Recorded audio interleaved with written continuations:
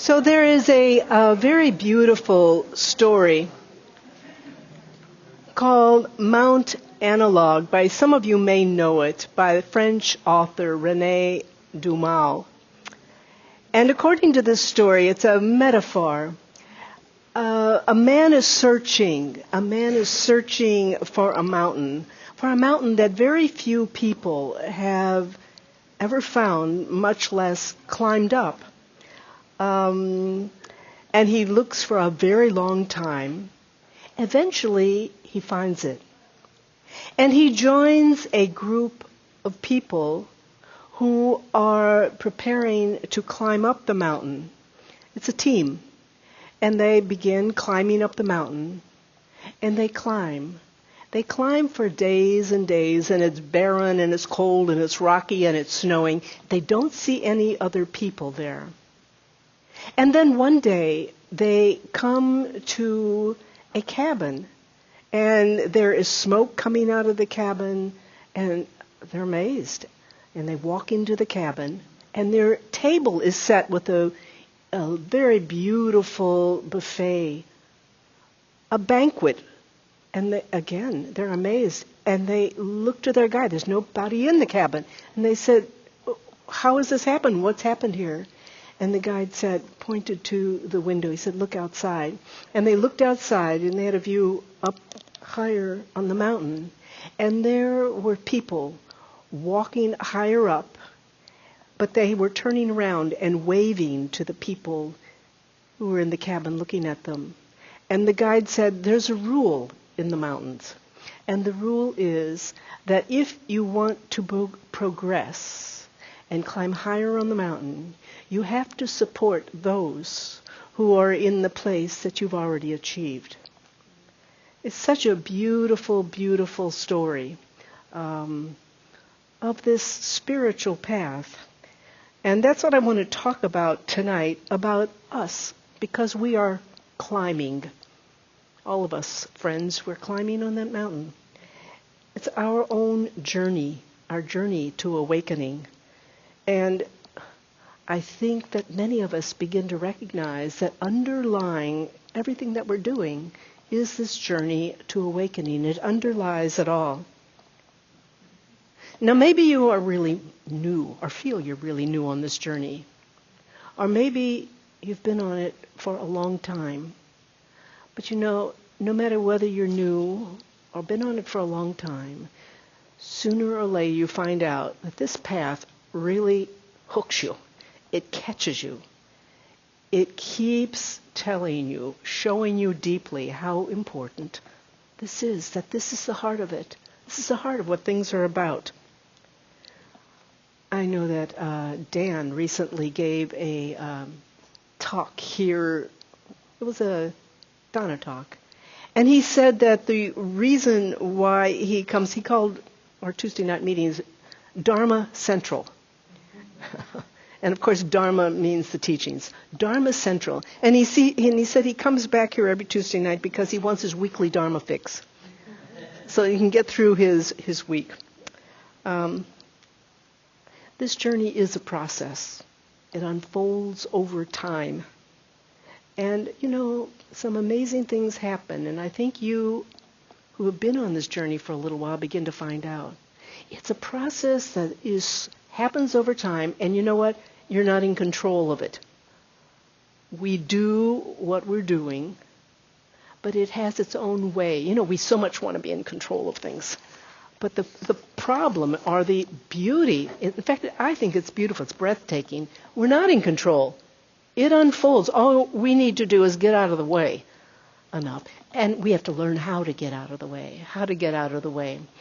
Out of the way of what? Out of the way of our conditioning. Out of the way of those inner knots where we're holding on. I have a friend who calls this the asphalt of her life. The asphalt, she's noticing, is beginning to break up. This is what we can all begin to notice, the asphalt breaking up. Each of the major inner spiritual traditions, each of them has a map of how this journey proceeds. And the maps differ. Now, they all have kind of different names for it, but the maps differ. Tonight, and yet there's a recognition at the end. It's all about awakening, regardless of the terms or the stages. And tonight I wanted to talk to you about one particular map, and that's the Zen map, because as some of you know, I began my formal spiritual studies in the Zen tradition, and I heard about the Zen called ox herding pictures very early on, and have found them powerful. So I think it's really important for us to keep in mind that there is a map. There is a journey. You know, it's so easy for us to get focused on where we are in the moment, sometimes stuck, maybe, where we feel we are. So easy to get focused on that we can overlook the fact that, wait a minute, there are maps to this. Others have taken this journey. So these Zen ox herding pictures are the Zen map. And they were drawn or devised by a Zen master in the Sung dynasty in the 12th century named Kakuan. And ox herding was a metaphor. It was a metaphor for awakening, for this search that each of us are undergoing for our, what they call in Zen, our original nature, original mind, Buddha nature, the source. All of these are different names for the same thing. The ox is a symbol for that, or a metaphor for that. And the ox herder is also us, just as our original nature is us. And the ox herder is us who are trying to tame this ox of the mind that is all over the place. So what I'm going to talk about, first of all, I would like to say the ox or oxen were a common feature in China. This is why they used it. And you know what? I wasn't quite sure what an oxen was. I mean, I thought I kind of knew, but I thought, do we have oxen here in America? And what I discovered, I don't think we use that term so much. We use steer. And it's for a bull that has been neutered. But the idea of it is taming that bull. A tameable, like our mind is tameable. The point of my sharing this with you tonight is for us to see the relevance of ox herding for your life. Because each of us, in fact, are ox herding right here in Charlottesville. So I want to talk about the 10 Zen ox herding pictures. And the first one of them is called Looking for the Ox. Looking for the Ox. These are Kakuan's pictures, blown up. I don't know how big they were when he did them, but these are blown up, so hopefully you can see them. This is a stage every one of us knows. It's usually a stage of some confusion, like he's looking left and right. You know, life can be very confusing. What's going on? Maybe there's anger or fear. Maybe there's a lot of excitement and happiness. But we begin to notice sooner or later in our life, even when there's a lot of happiness, it's so clear that it can go just like that. What we love can disappear. And so we begin looking, thinking, wow, there's got to be something more. There's got to be something more to what's going on, to life. Here's Kakuan's poem. Every one of these pictures, he wrote a poem, this Chinese style. He wrote a poem to talk about the picture, and then a little commentary, really short. But the poem that he wrote with regard to this, he said, "In the pasture of this world, I endlessly push aside the tall grasses in search of the ox, following unnamed rivers, lost upon the interpenetrating paths of distant mountains. My strength failing and my vitality exhausted, I cannot find the ox. I only hear the cicadas chirring through the forest at night." And of course, it doesn't take much to see how this might apply to us here in Charlottesville. What is it? Pastures of this world. Charlottesville. The interpenetrating paths of distant mountains. 250 or 29 or Rio Road in the middle of traffic, interpenetrating paths. This being unnamed rivers. What about that? The way we explore new websites and all the changing technology and all the changing everything. Things that most of us were born with no longer are. They're just shifting all the time. And he said, this being lost is exhausting. And don't we know that? Even when we spend our time with things we really enjoy, what about your chai latte, or whatever, maybe a vacation, new iPhone, new computer, whatever yours might be. These things can become exhausting. And moreover, in our society, there's so much of it. Have we noticed? I think we have noticed. So he talked about the cicadas. There's only the cicadas chirring through the forest at night. That's what we have. All these sounds, all the sounds of your life. And it can be exhausting. This is all circumstantial, where we place our attention, and this is what the Buddha called suffering. And I think we're all experts at that and what it means. So we begin to recognize, there's got to be something else, another way.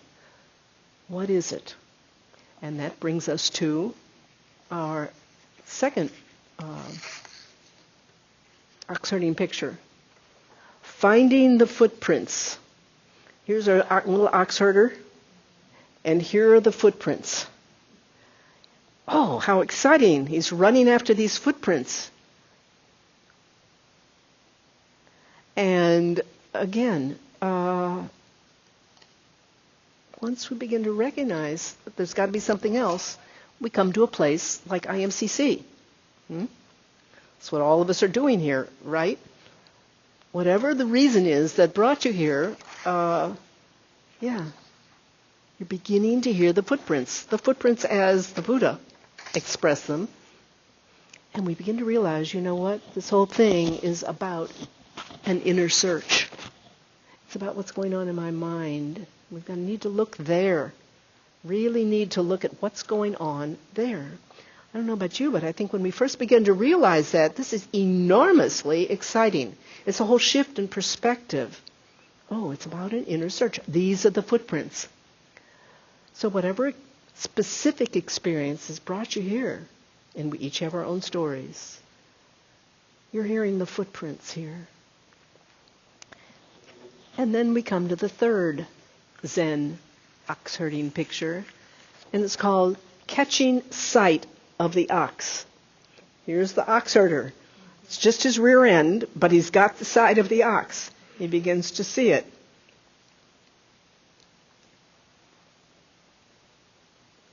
And this is when we begin to realize, I'm going to begin to take this journey. This is when we start practicing. You may be brand new at practicing, or you may be doing it for years and years. Catching sight of the ox. Beginning to practice. Beginning to directly experience what all this is about. Not just reading books. Reading books is great, but it has its place. It's about really directly experiencing for yourself what it's all about. Directly noticing, oh, wait a minute. It's me. It's my own mind that's standing in my way. It's the way my mind, why I'm holding on to things. That's what's in my way. This is when the asphalt begins to break up. Little by little, as we notice our conditioning, our karmic knots, or as the Buddha called them, our sankharas, they begin to break up when we begin to notice them, as opposed to being caught unmindfully about them. So then we come to the fourth ox herding picture, and it's called Getting Hold of the Ox. And here's the ox herder. He's got the ox by a hind leg. Ox is trying to get away, trying really hard, but he's pulling. He's got him by a hind leg. And in fact, I think this is where most of us are. I think most of us are at either picture, with this picture number 4, by the way, or picture number 5, which I'm going to show you in a moment. I think this is where most of us are. We're getting hold of the ox. We're practicing. And we do this in many different ways. One of them is coming here on a Tuesday night. For some of us also, this journey involves therapy. Recognizing, hey, this can be needs to be part, maybe, of my spiritual journey. They can support each other. For others of us, it's journaling, talking to good friends. And also, it might be a KM group, which we have talked about many times here, our Kalyanamita spiritual friends groups, where a few people, in like 10, get together every other week or thereabouts, and talk about their own issues in the context of spiritual practice.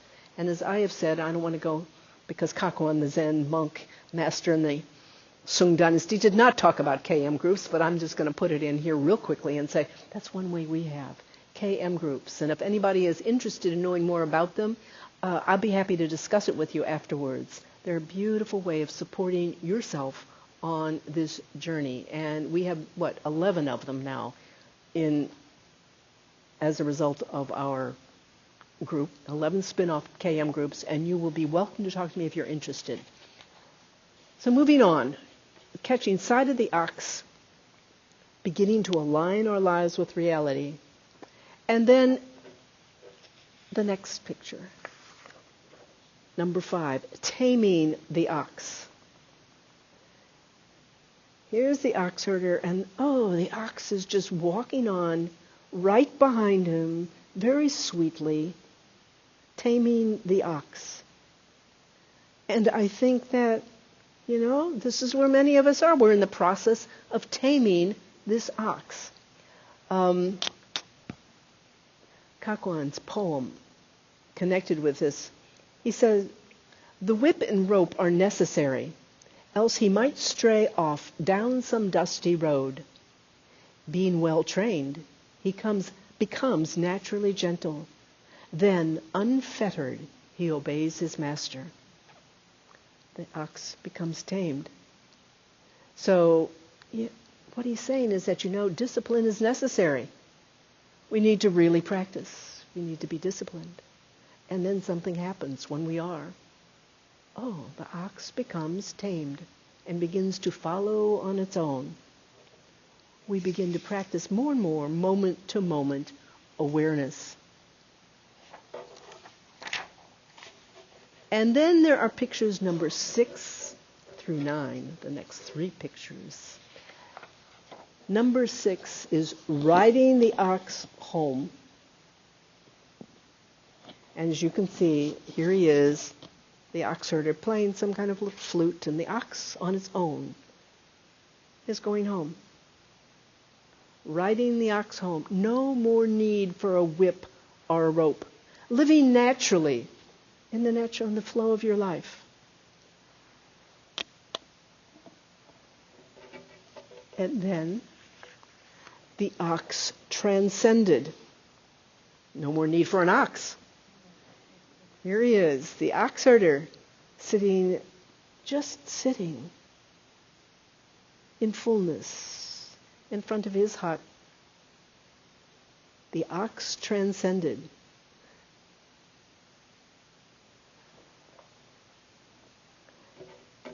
And then both the ox and the self transcended. Just an empty circle.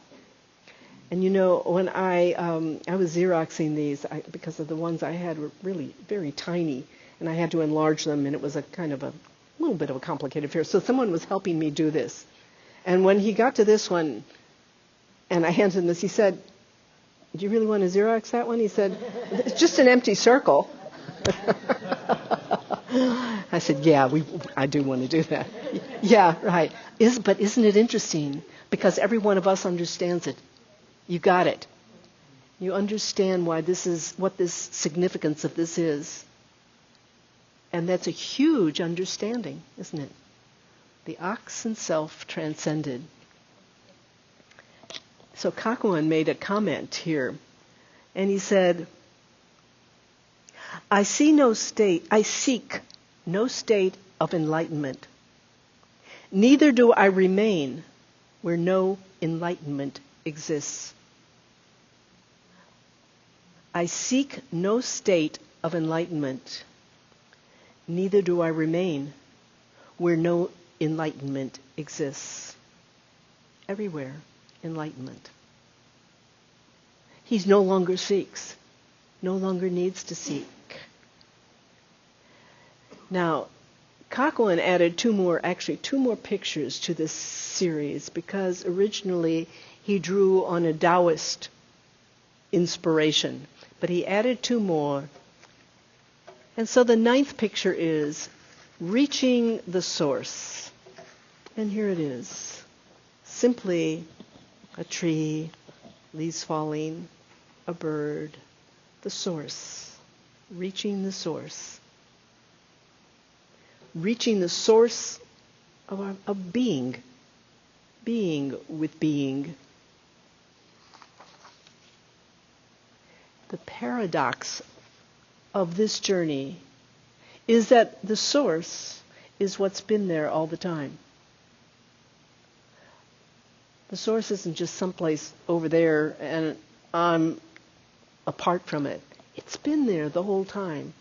And this is the profound understanding in Zen and all the other spiritual traditions. It's not someplace else. Reaching it means coming back to where we've been all the time but hadn't noticed. And I think all of us know that line by T.S. Eliot, but I'm going to read it anyway, from his quartets where he said, "The end of all our exploring will be to arrive where we started and to know the place for the first time." To know it for the first time. We started there, we're there all along, but you know what? We don't know that. And we suffer. So this is reaching the source. And Kakwan made a comment. And actually, this is the comment that he had attached to picture number 1. But I think that for our understanding, it really belongs right here. And he said, "The ox has never been lost. What need is there to search? Only because of separation from my true nature, I failed to find him. The ox has never been lost. What need is there to search? Only because of separation from my true nature, I failed to find him." So, the source is reached. And now, there is the chirring of cicadas at night. If you remember, I read that at the very beginning. Lost in the pastures of the world, just the chirring of the cicadas at night. Now, you notice, there's the chirring of the cicadas at night. Oh, it's just the chirring of cicadas at night. How fine. No problem. Even if it's a problem, it's no problem. If you can hear that. Oh, it just is what it is. That's reaching the source.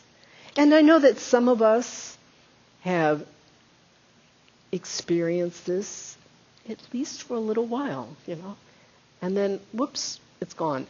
Or we think it's gone.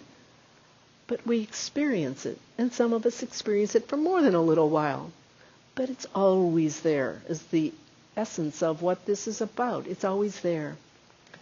And then the last picture, the 10th picture, in the world. And here is the ox herder. And here is what looks to me like a wandering monk, though I may be wrong, but that's how they seem to often be presented in Chinese iconography.